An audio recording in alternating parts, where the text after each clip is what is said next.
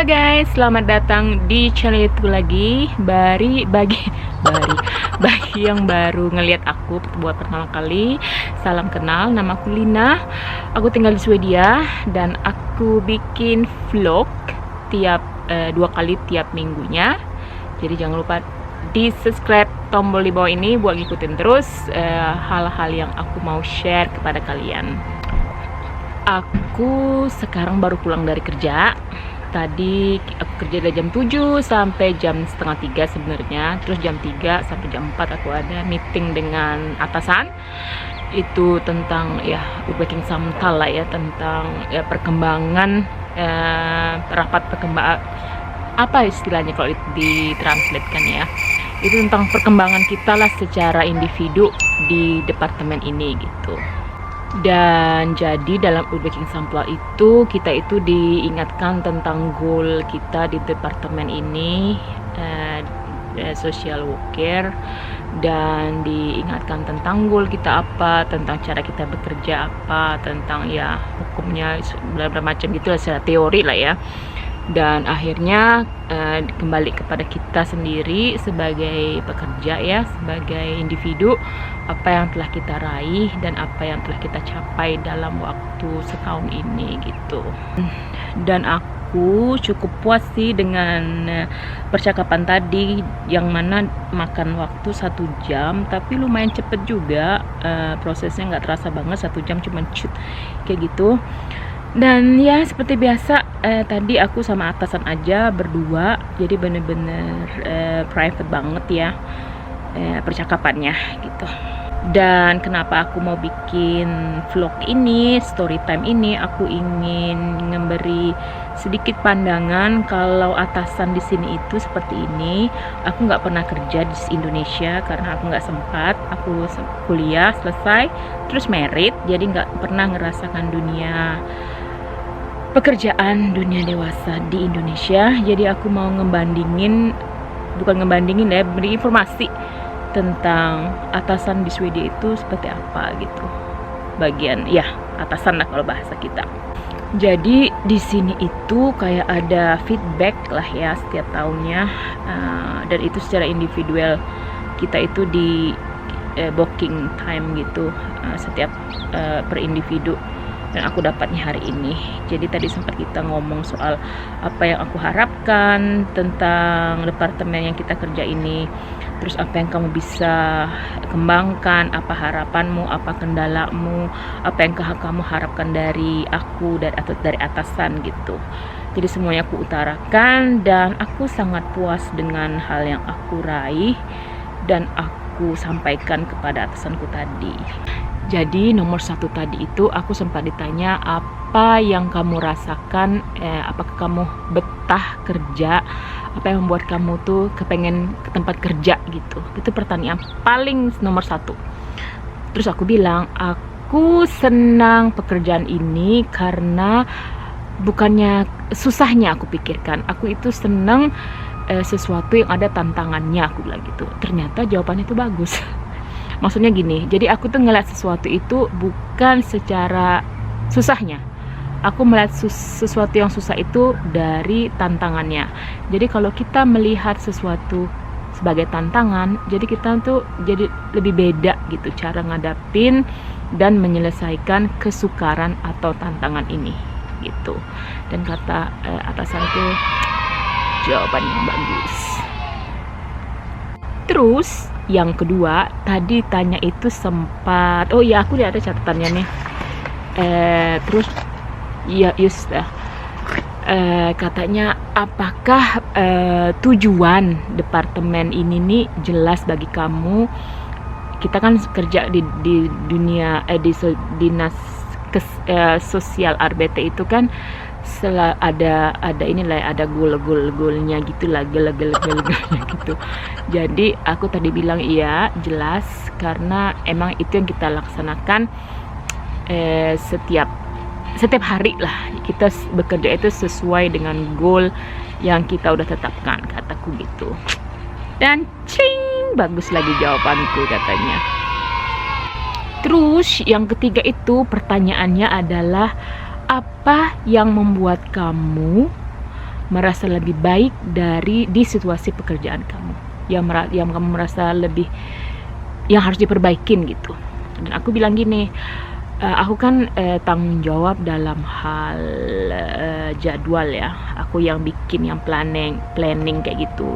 Yang bikin tuh aku di tempat pekerjaanku. Dan aku sempat, bukan ngeluh sih ya, aku sempat berandai-andai. Aku bilang kayak gini kepada atasanku, kalau aku tuh pengen dihargain dalam arti gini, misalnya aku buat jadwal untuk satu orang personal, aku tuh ingin ada kerasa terima kasih dari mereka gitu loh. Bukannya mereka jahat, enggak, cuman mereka itu nggak ada feedback bilang kayak gini, oh Lina, kamu sudah melakukan pekerjaan yang baik buat aku, terima kasih banget, kamu udah nggak bantu. Bukannya aku gila terima kasih ya, maksudnya ada sedikit penghargaan lah gitu. Kalau kita itu udah ngebikin jadwal bagi dia tuh udah baik, cuman rasa terima kasih itu biasanya susah didapat dari teman kerja gitu. Mungkin karena ya nggak tahu juga ya, mungkin ada sedikit ya ketidaksenangan kenapa aku dapat bagian ini atau yang lainnya nggak tahu juga ya. Cuman aku bilang ke atasanku kalau aku tuh ingin dapat penghargaan dari mereka, terutama orang yang aku tolong, teman kerjaku yang aku bikin jadwalnya udah bener. Mereka itu kebanyakan ya, nggak semuanya, jarang bilang makasih Lina udah ngefix jadwal aku, jarang banget. Bahkan bilang oke, ya udah kalau gitu udah selesai ya katanya, cuman gitu doang. Jadi sempat sebel gitu. Dan menurut bos aku juga, atasanku tadi bilang, iya Lina, katanya emang ini adalah ya orang-orang itu beda-beda katanya, cuman kamu benar katanya, penghargaan itu bagus apalagi sebagai penyemangat katanya gitu. Jadi aku akan ngomong sama yang lain untuk lebih peka untuk memberi sedikit support. Kalau rasa berterima kasih itu bukan hal untuk kita bikin rendah, tapi untuk menyemangati yang lain lah gitu, yang udah bersusah payah ngebuat jadwal buat dia, tanpa bukannya rasa aduh Lina makasih ya udah dibikinin gitu, enggak, cuman ya udah oke, cuman gitu doang. Jadi aku sempat, itu yang aku sebut di salah satu hal yang aku ingin dari teman-teman kerjaku, lebih merasa ada sedikit penghargaan lah dengan hal yang aku bikin, susah payah yang aku siapkan waktu untuk bikin jadwal mereka gitu. Nah, terus yang keempat itu pertanyaan tentang bagaimana kamu mengalamin atau cara kamu untuk supaya ada balance antara masa yang berat dengan istirahat. Aku bilang aku no problem. Aku orang yang gampang banget untuk melepaskan. Misalnya aku udah selesai kerja, aku lepaskan semuanya gitu, lepaskan sudah. Makanya enak kalau sepedaan ya. Jadi bener-bener untuk overhandling atau untuk menyegarkan kembali kepala lah gitu, supaya kita tuh nggak bawa pekerjaan ke dalam rumah atau attitude kita tuh menjadi jelek karena ada tantangan di tempat kerja. Jadi aku bilang sama atasanku kalau aku nggak ada masalah dengan tentang keseimbangan antara pekerjaan dan istirahat gitu, aku nggak ada masalah, aku bilang gitu. Dia bilang bagus. Nah, pertanyaan kelima itu tentang bagaimana balance lagi tentang pekerjaan dan private life katanya. Aku bilang sih aku no problem, aku orangnya gampang banget, easy going. Aku tuh nggak orang yang bukan membawa pekerjaan ke rumah atau pulang gitu. Kalau aku punya masalah tempat kerja, bukan masalah sih, tantangan, aku selalu bilang itu tantangan. Aku selalu sudah, ini aku sudah selesai, aku tinggalkan semuanya. Jadi itu adalah salah satu hal yang aku anggap aku sangat baik. Jadi aku nggak ada masalah, kata aku bilang. Dan aku juga banyak hobi di luar pekerjaan. Aku trena, aku nge-gym, aku YouTuber, aku bilang. Jadi bosku sempat, what? Kamu YouTuber? Katanya iya, aku bilang gitu kan. Dia bilang, jadi apa aja yang kamu omongin? Katanya, apa aja, aku bilang. Terus dia tuh persona banget, maksudnya kok bisa ada waktu tuh loh, karena kan aku kan full time working. Aku bilang gini, itu cuma sekedar hobi dan aku emang dasarnya itu ingin berbagi informasi kepada saudara-saudaraku yang Indonesia, aku bilang gitu. Jadi dia sempat terinspirasi juga katanya. Jadi sempat aku cerita kalau aku YouTuber juga. Udah mulai 1,5 tahun ini, tapi masih belum banyak subscriber, jadi jangan lupa di subscribe ya guys, buat ngedukung aku supaya lanjut terus memberi inspirasi kepada kalian. Nah, pertanyaan ke-6 ini, bagaimana kamu, pengalamanmu, apa yang kamu rasakan tentang kerjasama di dalam dunia pekerjaan, terutama dengan kolegamu atau dengan teman kerja. Aku bilang ya begini aja, simple aja, kunciku, resepku yaitu kalau kita di tempat kerja nggak perlu jadi best friend. Aku bilang selama kita bisa komunikasi, kita bisa bekerja sama, karena kita itu kan kerjanya di grup, jadi kita itu harus ada komunikasi, kita nggak bisa kerja tanpa ada komunikasi, aku bilang. Jadi aku nggak ada masalah, aku mungkin shame aku atau klik aku nggak semua orang, pasti ada sedikit banyak, mungkin yang A aku lebih klik banget, yang B agak kurang, tapi nggak masalah, aku bilang selama dia respect, aku menjaga dunia pekerjaan secara profesional aja, nggak perlu ketemu di luar atau after work gitu. Kalau memang kita nggak klik nggak masalah, yang penting di tempat kerja kita profesional, kita berkomunikasi, kesampingkan masalah pribadi. Kalau memang kurang klik ya no problem lah, kata aku bilang gitu. Dan chefku bilang atau atasanku bilang bagus. Nah, yang ke-7 ini dia ada nanya, apa yang kamu harapkan dari aku, katanya.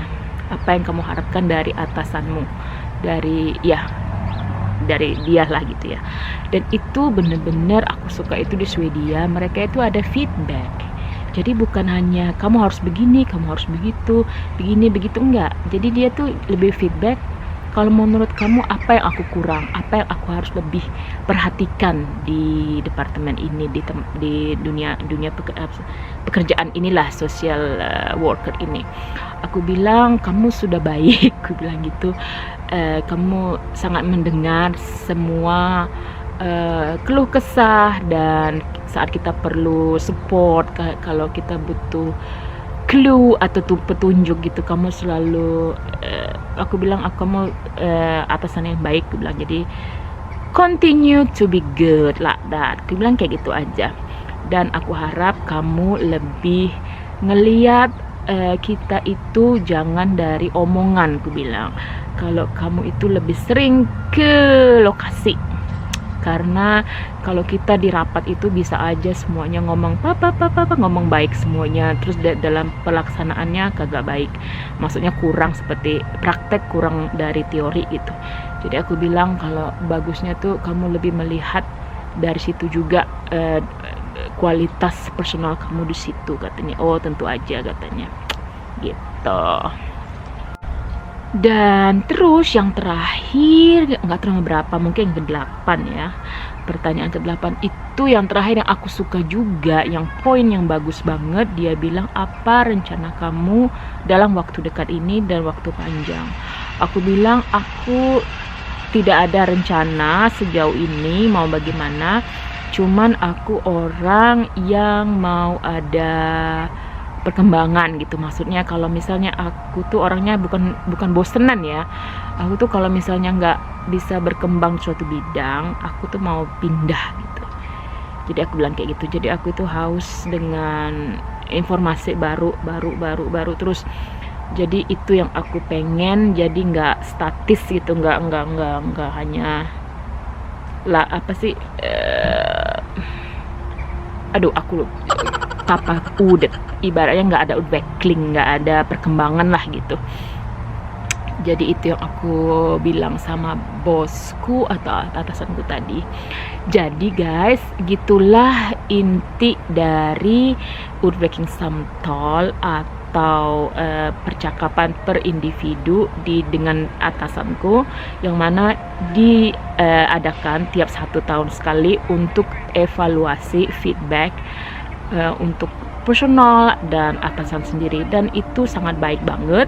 Aku nggak tahu di Indonesia tuh gimana. Semoga ini sedikit memberi sedikit informasi ke buat kalian kalau di dunia pekerjaan di Swedia ini kayak gini loh gitu. Dan kalau misalnya kalian pengen tahu gimana sih dapat pekerjaan di Swedia, jadi angkat jempol. Jadi next time story time aku pengen ngebahas soal itu berdasarkan pengalamanku sendiri, apa yang aku alamin, apa yang aku jalankan, apa yang aku lakukan dengan mendapat pekerjaan di Swedia. Apa susah, gampang, atau gimana? Oke guys, sampai jumpa di vlogku selanjutnya seperti biasa minggu depan. Jadi jangan lupa di subscribe di bawah ini buat ngikutin terus vlog-vlog aku 2 kali dalam tiap minggunya maksud aku. Oke, jangan lupa keep safe karena masih dalam suasana corona belum selesai. Keep safe dan ya, I'll be back. Dah.